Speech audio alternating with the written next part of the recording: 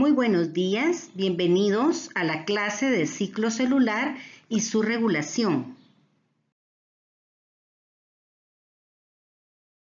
Comenzaremos definiendo lo que es el ciclo celular, como un conjunto ordenado de sucesos que conducen al crecimiento de la célula y también a la división en dos células hijas. Tiene dos grandes etapas, la fase M y la interfase. Como pueden notar en la imagen, la fase M, que tiene que ver con la división celular, es la etapa más pequeña del ciclo. La mayor parte del ciclo corresponderá a la interfase. En esta imagen vamos a ver que la interfase va a estar dividida en varias subetapas. La fase G1, que es la que más variabilidad de tiempo va a presentar, y en ella vamos a tener además un momento que se va a denominar G0, en el cual la célula se puede quedar detenida por largos periodos e inclusive para siempre se puede quedar detenida en esa etapa G0. Vamos a explicar más adelante por qué. Seguidamente tenemos la fase S, en donde la principal función que vamos a encontrar es la duplicación o replicación del material genético. En la etapa G2, la célula continúa creciendo, continúan todos los procesos metabólicos, como la síntesis de proteínas, por ejemplo, pero con énfasis a aquellas proteínas que nos van a servir para la división celular. No nos corresponde en esta clase estudiar la división celular, pero en forma general vamos a ver que las subetapas de la fase M son profase, metafase, anafase, telofase y citocinesis. Hay tres tipos de células en relación al ciclo celular, las que siempre se están dividiendo, las que se dividen solo cuando hay un estímulo apropiado y las que ya no se dividen.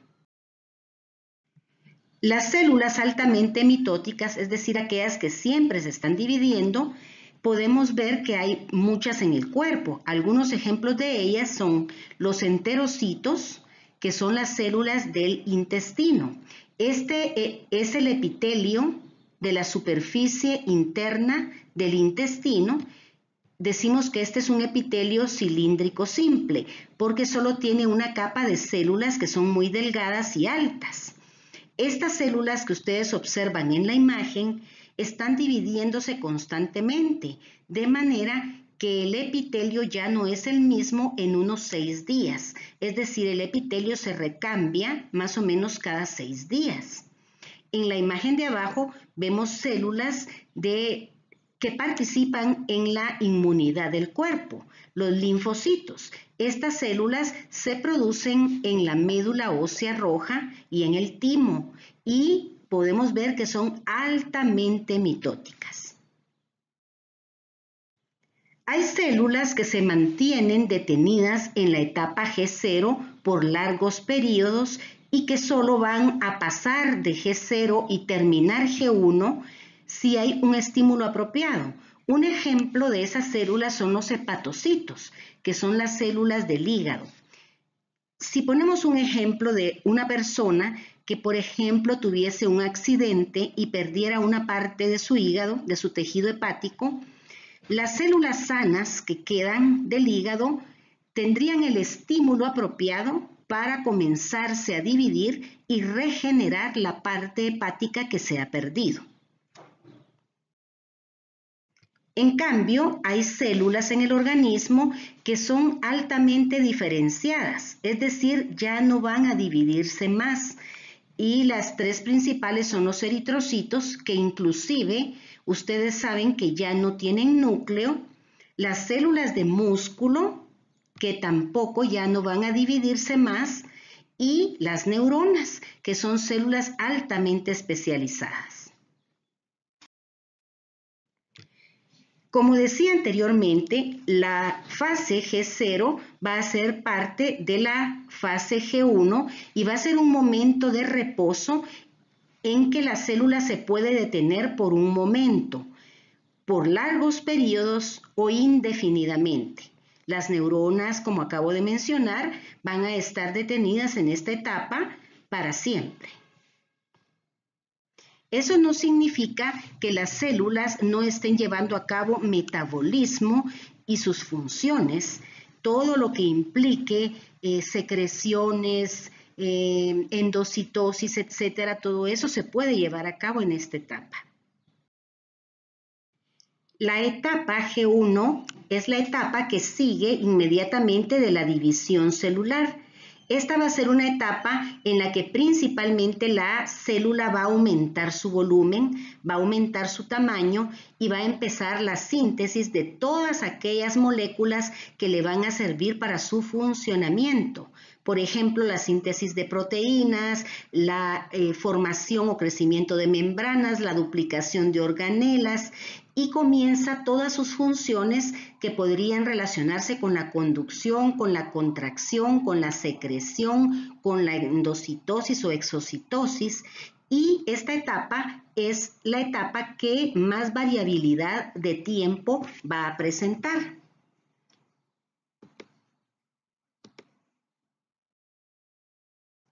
En la fase S, lo que vamos a tener es principalmente la replicación del material genético o duplicación del material genético. Más adelante, la célula va a llegar a la etapa de dividirse en dos células hijas y necesitamos tener dos copias del material genético para que se repartan equitativamente en esas dos células. En esta etapa se puede activar, por ejemplo, la síntesis de histonas, la síntesis de enzimas para la síntesis precisamente de los desoxirribonucleótidos y para la replicación. Y también en esta etapa va a haber transcripción y traducción genética. En la fase G2, la célula va a continuar creciendo, ya no tanto como en la G1, pero sigue creciendo, sigue llevando a cabo su metabolismo, sigue llevando a cabo todas sus funciones, pero comienza a acumular energía para la fase de división celular. Y la síntesis de proteínas va a poner mucho énfasis en aquellas proteínas que servirán para la fase M. Por ejemplo, necesitaremos histonas para la compactación del ADN y la formación de los cromosomas mitóticos y también, por ejemplo, necesitaremos tubulina para que se forme el huso mitótico.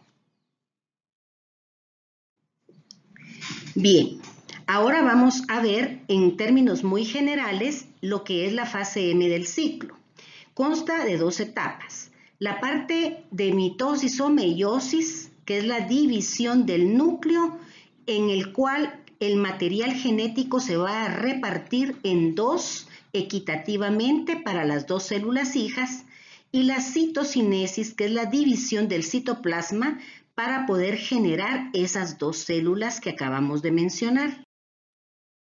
Aquí pues únicamente vamos a mencionar que la mitosis la llevan a cabo todas las células del organismo que se conocen como somáticas, todas las células somáticas. Y la meiosis la va a llevar a cabo las células germinativas. Entonces estamos en el caso del ser humano refiriéndonos a los espermatozoides y a los ovocitos. Aquí en el cuadrito podrán ustedes leer y revisar detenidamente algunas diferencias entre mitosis y meiosis, pero esta clase será dada más adelante en forma más detallada. Estudiaremos en este momento el proceso de duplicación o replicación del ADN. Este es el proceso por medio del cual vamos a obtener dos copias del material genético que tiene una célula. También se llama síntesis de ADN. Aquí podemos observar cómo de una doble hélice de ADN vamos a obtener dos dobles hélices hijas. Estudiaremos sus características generales. Lo primero que vamos a mencionar es que este proceso es semiconservativo. ¿Qué significa eso? Tenemos las dos hebras originales de ADN, también llamadas hebras parentales. Estas dos van a ser separadas y cada una de ellas va a servir de molde para sintetizar una nueva hebra, que está representada en la imagen por el color celeste, más pálido. De manera que, como ustedes pueden notar, en las dos dobles hélices hijas vamos a conservar una parte de la parental y vamos a tener una nueva. También la replicación del ADN se dice que es bidireccional. ¿Qué significa esto? Que se va a dar en dos direcciones a partir de un punto que se va a llamar origen. Vamos a tener un punto de origen, se van a separar las dos hebras parentales y la síntesis se va a dar tanto hacia la derecha como hacia la izquierda. En tercer lugar, también decimos que la replicación es un proceso discontinuo. Cuando se separan las dos hebras parentales, una de ellas va a permitir que se copie el ADN en dirección de 5 a 3. A esa le vamos a llamar cadena adelantada y como pueden notar en la imagen va en dirección hacia la horquilla de replicación, que así se va a llamar esta parte que parece una Y. La otra hebra se va a llamar hebra rezagada o retrasada y se va a sintetizar alejándose de la horquilla en pequeños fragmentos que se van a llamar fragmentos de Okazaki. Esta se va a llevar más tiempo en ser sintetizada y como se da en fragmentos, por eso decimos que puede ser discontinuo el proceso. Veamos cómo se lleva a cabo este. En primer lugar, tenemos que tener un punto de origen, pero en células eucariotas no solamente hay un punto de origen, sino que van a haber muchos puntos de origen. Recordemos que el ADN de la célula eucariota es una molécula muy grande y si solo tuviésemos un punto de origen, el proceso se tardaría mucho. Necesitamos tener muchos puntos de origen para que la replicación se esté dando en diferentes puntos al mismo tiempo. A cada segmento que está siendo replicado le vamos a llamar replicón y cada replicón puede llegar a tener de 50.000 a 300.000 pares de bases. Esta es una imagen de microscopía electrónica y las flechas nos están mostrando esos puntos en donde hay replicones. Por ejemplo, si vemos acá abajo, vemos como dos replicones ya se han acercado y se están fusionando. Eso mismo parece estar ocurriendo acá. Aquí ya están bastante cerca y en otros puntos están aún separados. De todas maneras, el hecho de tener varios replicones y muchos puntos de origen permiten que el proceso sea más rápido. Muy bien. La enzima responsable de producir las nuevas hebras es la ADN polimerasa y esa enzima solo puede sintetizar en la dirección de 5 a 3. La hebra llamada líder o conductora va a tener varios nombres, es la que se va a sintetizar de 5 a 3 en dirección a la horquilla de replicación, que va a ser esta parte que tiene forma de Y. La hebra rezagada o retrasada, dijimos antes que se va a sintetizar en pequeños fragmentos y se va a sintetizar alejándose de la horquilla de replicación. En esta imagen podemos ver el mismo concepto. Aquí vemos que le llaman hebra conductora a la hebra líder, le dicen conductora y que va en dirección de la horquilla. Y aquí vemos la hebra rezagada o retrasada o discontinua que va alejándose de la horquilla de replicación. Muy bien. El proceso de replicación se divide en 3 etapas: inicio, elongación y terminación. Para el inicio necesitamos varias enzimas. Una de ellas es esta muy importante que se llama helicasa. La helicasa va a ser la enzima que va a permitir la separación de las hebras parentales en el punto de origen. Vamos a necesitar también unas proteínas que son proteínas pequeñas de unión a cadena sencilla que se van a unir a las dos hebras separadas para poder darles estabilidad y que no se vuelvan a enrollar o a unir. Se va a sintetizar primero un pequeño segmento de ARN de unos 8 a 10 nucleótidos que va a recibir el nombre de cebador o primer. Este cebador o primer va a ser sintetizado por una enzima conocida como primasa. Veamos en la imagen. Para comenzar, han tenido que ser separadas las dos hebras parentales.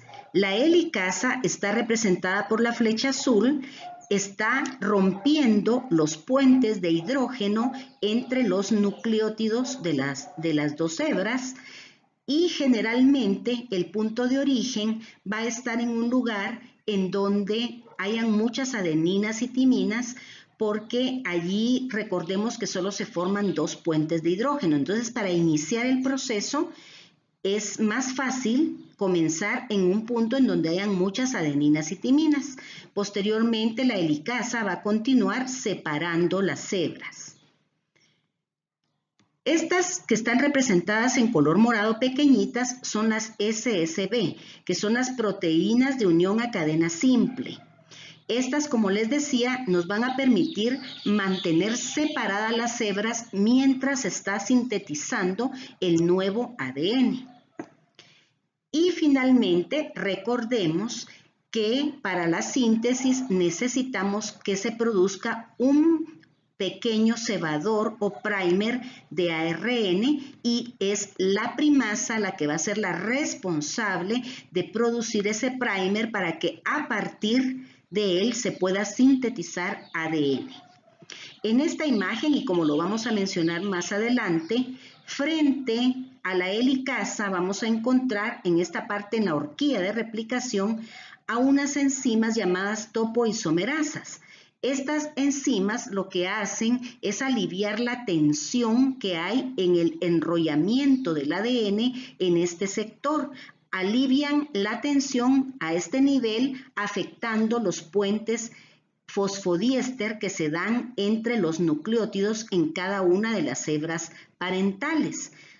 Al permitir aliviar la tensión, es más fácil para la helicasa el poder seguir abriendo camino para la síntesis del nuevo ADN. Una de las topoisomerasas se llama girasa y es la que les comentaba que nos va a permitir aliviar esa tensión frente a la horquilla de replicación para que la helicasa pueda seguir abriendo la doble hélice. Vamos al proceso de elongación. Va a ser diferente si se trata de la hebra líder o de la hebra rezagada. Si es la hebra líder, se va a sintetizar un cebador, un ARN por la primasa, y a partir de ahí una ADN polimerasa seguirá la síntesis de ADN en dirección a la horquilla en una forma continua, por lo tanto en una forma más rápida.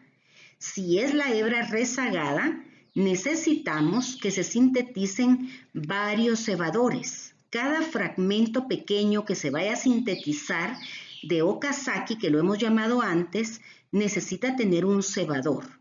Así es que necesitamos varios cebadores y a partir de cada uno de ellos tendrá que ser sintetizado el ADN, como veremos en un momento. Esta es una imagen en la que ustedes podrán estudiar despacio cada uno de los pasos del mecanismo de elongación, pero en esta imagen lo podemos entender un poquito mejor. Aquí vamos a hablar específicamente de la hebra retardada, rezagada o discontinua. Esta imagen corresponde a la síntesis de ADN en células procariotas. Por esa razón es que aquí se menciona ADN polimerasa 3, ADN polimerasa 1. Veremos más adelante que en eucariotas las polimerasas tienen otros nombres, pero nos sirve mucho esta imagen para explicar cómo se sintetiza el ADN en la hebra retardada. En primer lugar dijimos que la primasa tenía que sintetizar varios cebadores. Como notan acá, estos cebadores están separados unos de otros. Luego llegará una ADN polimerasa, la específica de los eucariotas, y a partir del cebador sintetizará ADN, que está representado aquí por la flecha roja. Necesitamos otra polimerasa que llegue a remover el cebador que queda enfrente de este segmento que se acaba de sintetizar. Entonces llega esta polimerasa a remover este cebador de manera que ya solo nos va a quedar aquí ADN y aquí ADN. Necesitamos otra enzima llamada ligasa que va a ser la responsable de unir estos dos segmentos de ADN para poder ir haciendo continua esta hebra. Pero el hecho de que haya que estar necesitando remover los cebadores y necesitando a la ligasa que esté uniendo los segmentos de ADN implica más tiempo. La terminación del proceso se va a dar en eucariotas cuando todos los replicones se terminen uniendo. También es importante saber que existen algunas polimerasas, como vamos a ver en un cuadro más adelante, que se dedican a revisar las hebras que han sido recién sintetizadas para ver si hay algún error. Algunas revisan y otras revisan y corrigen los errores de la replicación. Aquí en la imagen de microscopía electrónica estamos viendo esos replicones que ya se están uniendo. Aquí están muy cerca ya uno del otro y que cuando termine de sintetizarse y de unirse todos los replicones habremos terminado el proceso. Aquí podemos ver que las ADN polimerasas de los eucariotas reciben otros nombres: alfa, beta, gamma, delta y épsilon. Y cada una de ellas tiene una función diferente. Por ejemplo, la alfa está en el núcleo y nos permite la replicación o síntesis de ADN. Lo mismo es la delta, nos va a permitir también la síntesis de ADN, pero además es una enzima que puede corregir errores. La gamma es muy importante ya que es la responsable de la síntesis del ADN solamente en la mitocondria y ella misma es la responsable de corregir errores. La épsilon, por ejemplo, es la polimerasa que nos va a permitir la reparación del ADN y por lo tanto la corrección de errores. Aunque nos compete estudiar el proceso únicamente en la célula eucariota, vamos a mencionar rápidamente algunas diferencias entre procariotas y eucariotas. Para comenzar, el ADN de los procariotas es un ADN pequeño, es un ADN corto. El de los eucariotas es muy grande. Hay menos copias de polimerasas en procariotas, solo 1, 2 y 3. En los eucariotas acabamos de mencionar que al menos hay 5. Aquí solamente se va a formar un replicón. Aquí ya vimos que vamos a necesitar muchos puntos de origen y muchos replicones cortos. El tiempo que va a llevar el proceso aquí va a ser de unos 20 a 40 minutos porque es poquito el ADN que se tiene que replicar. En cambio aquí es 25 veces más lenta que en los procariotas y se sintetizan más o menos 50 nucleótidos por segundo.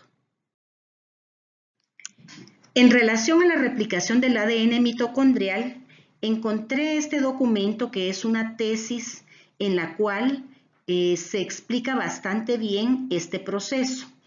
En primer lugar, vamos a mencionar que todavía está en debate. De hecho, hay 3 modelos que tratan de explicar la replicación en la mitocondria. Pero en general vamos a mencionar que por lo menos vamos a necesitar una helicasa porque es la que va a separar las dos hebras. Vamos a necesitar definitivamente a la polimerasa gamma, que dijimos que es la responsable de la síntesis del ADN mitocondrial, y vamos a necesitar a las proteínas estabilizadoras de las cadenas simples. Entonces, hay tres modelos. En esta imagen podemos observar los tres modelos que se proponen. El que es más aceptado es el que se llama desplazamiento en banda. Vamos a tratar de explicarlo en la siguiente imagen. En la mitocondria parece ser que se van a dar dos puntos de origen. Uno para una de las hebras y el otro para la otra hebra. Entonces, lo primero es que la helicasa va a separar las dos hebras y aquí tendríamos una de ellas. Este punto de origen, que sería el primero, nos va a permitir la síntesis por la polimerasa gamma en esta dirección. Cuando la polimerasa gamma ya ha sintetizado unos 2/3 o la mayor parte de esta primera hebra, entonces se inicia otro punto de origen en la otra hebra. Y esa hebra se va a sintetizar en la dirección opuesta hasta cerrarse, de manera que podamos obtener nuestras dos copias de ADN mitocondrial. Las proteínas que forman el replisoma mitocondrial humano reúnen una función vital. Tal vez aquí es muy importante recordar que hay mutaciones en la secuencia de estas proteínas que se relacionan con alteraciones de la función mitocondrial y con enfermedades neurodegenerativas. Algunos tipos de migraña, epilepsia e inclusive el Parkinson se han relacionado a mutaciones de esas proteínas que participan en la replicación del ADN de la mitocondria. Hemos estudiado el proceso de replicación del ADN porque es un proceso que se da en la fase S del ciclo celular. Continuaremos ahora con el estudio de la regulación de dicho ciclo. Esa regulación va a depender de dos tipos de proteínas. Unas que se llaman ciclinas y que, como su nombre lo indica, son proteínas que van a variar su concentración a lo largo del ciclo. Se sintetizan y se degradan dependiendo la etapa por la que vayan pasando. Es decir, no están todos los tipos de ciclinas a lo largo de todo el ciclo presentes.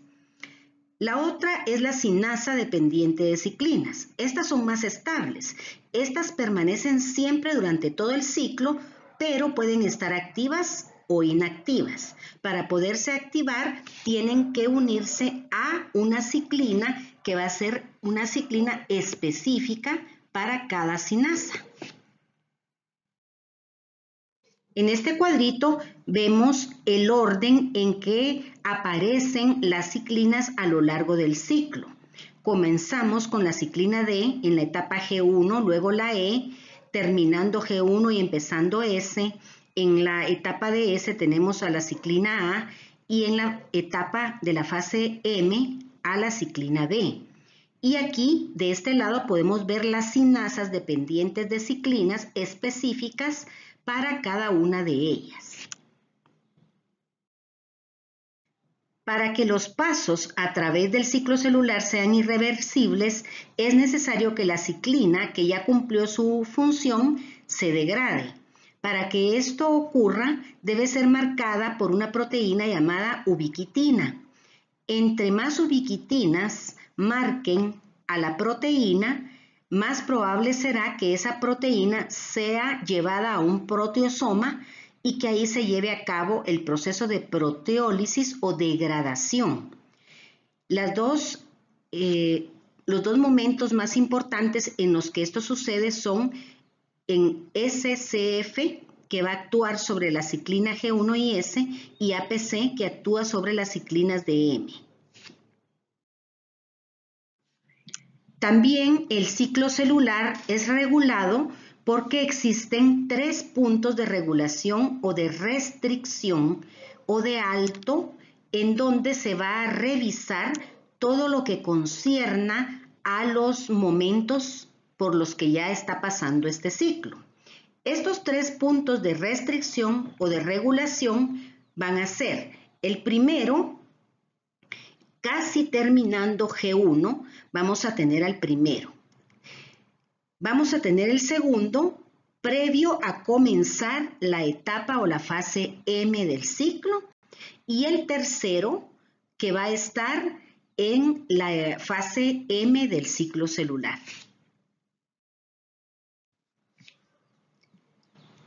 La asociación entre ciertas ciclinas y ciertas cinasas dependientes de ciclinas también se pueden llamar factores promotores, y en el ciclo celular hay 3 importantes. Uno, que se va a presentar en la etapa de replicación del ADN. En la imagen podemos observar que en esa etapa, en la fase S, vamos a tener a una cinasa dependiente de ciclina que está inactiva. Por ser la fase S, podría ser la CDK2, como ejemplo. La función de las cinasas es fosforilar proteínas. Entonces aquí tenemos en el ejemplo 3 proteínas que no van a ser fosforiladas por esta cinasa, ya que esta está inactiva, y eso lo que va a implicar al final es que los factores de la fase S van a estar apagados, lo cual indica que no va a haber replicación del material genético. Ahora bien, si la ciclina específica de este momento de la fase S se une a la cinasa correspondiente y la activa, la cinasa va a fosforilar a estas proteínas blanco, ¿sí? De manera que al activarse van a permitir que inicie la replicación del ADN. El otro factor promotor es el que se llama MPF o factor promotor de la maduración. Aquí en la imagen podemos ver igual, necesitamos una ciclina y una cinasa que dependa de ella unidas para que la cinasa pueda ser activada y pueda fosforilar ciertas proteínas que permitan que sucedan los siguientes eventos. Aquí vemos que se puede dar la condensación de la cromatina. Esto comienza cuando está comenzando la fase M.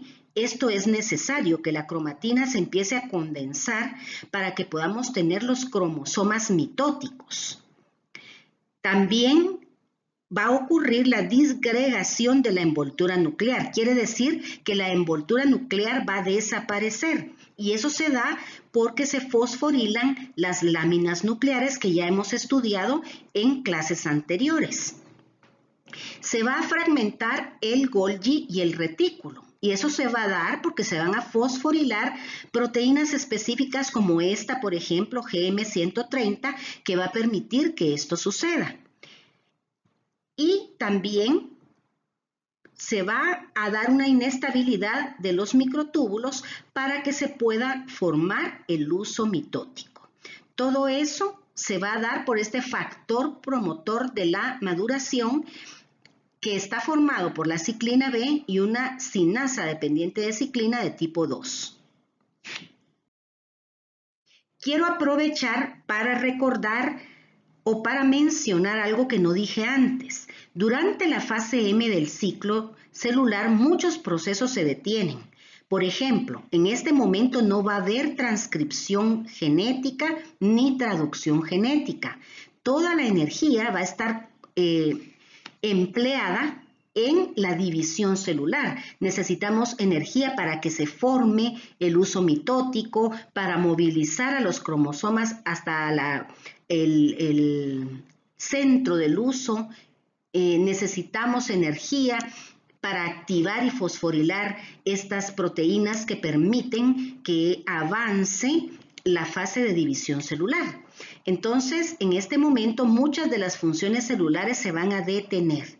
Y como mencioné antes, no habrá transcripción ni traducción genética.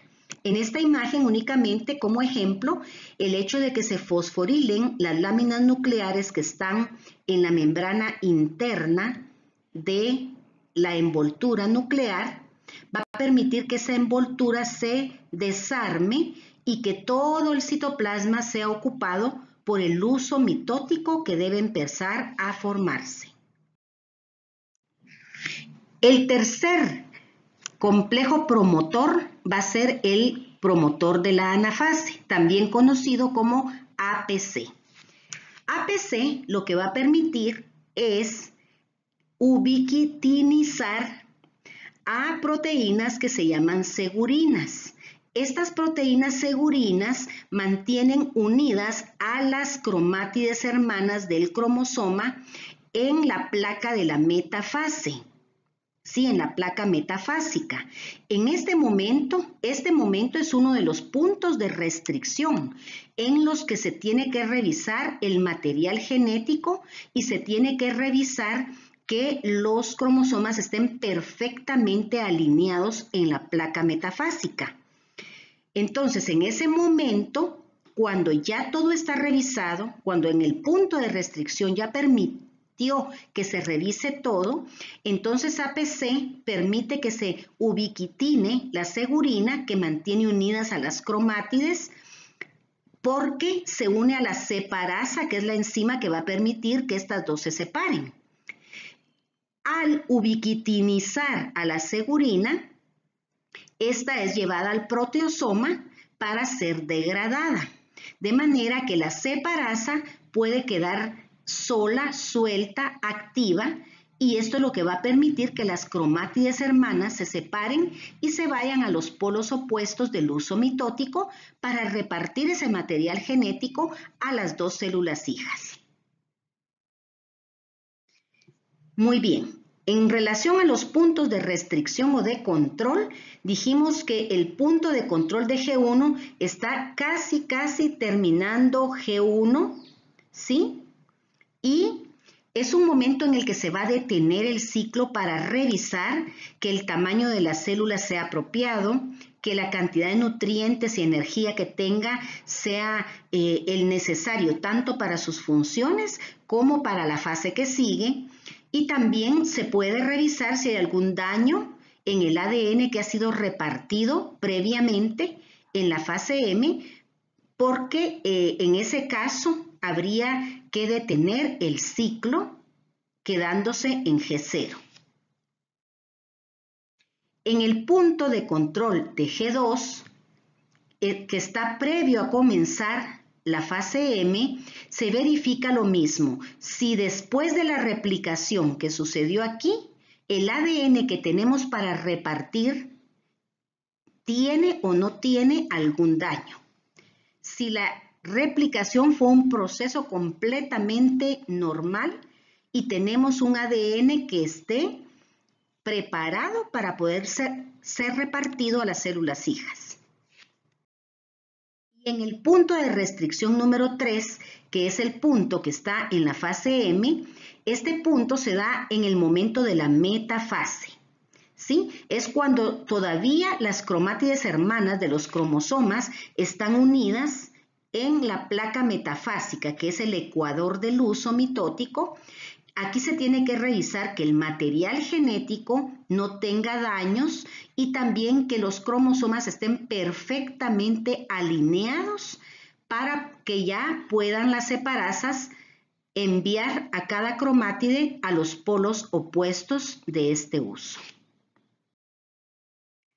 Antes de terminar la clase, quiero hacer una diferenciación entre el núcleo durante la interfase y el núcleo durante la división celular. En la interfase, el núcleo aparece rodeado de una envoltura nuclear nítida que separa el contenido del núcleo del contenido del citoplasma.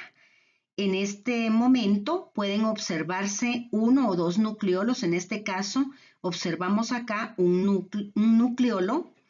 Y el material genético dentro del núcleo está en forma de cromatina, eucromatina o heterocromatina.